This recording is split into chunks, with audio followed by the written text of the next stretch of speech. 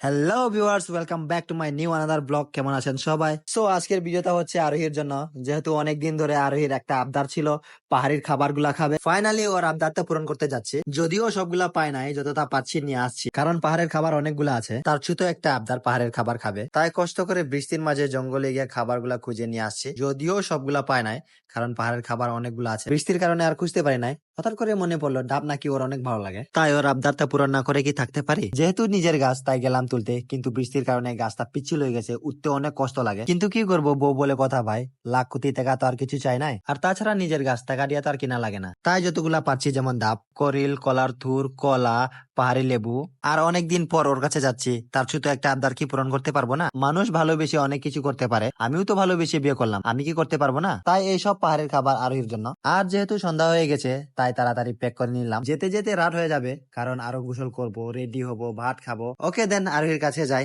দেখি আরোহীর কি রিয়াকশন। এতগুলা নিয়ে আসছি ওরে, আস্তে আস্তে অনেক রাত হয়ে গেছে।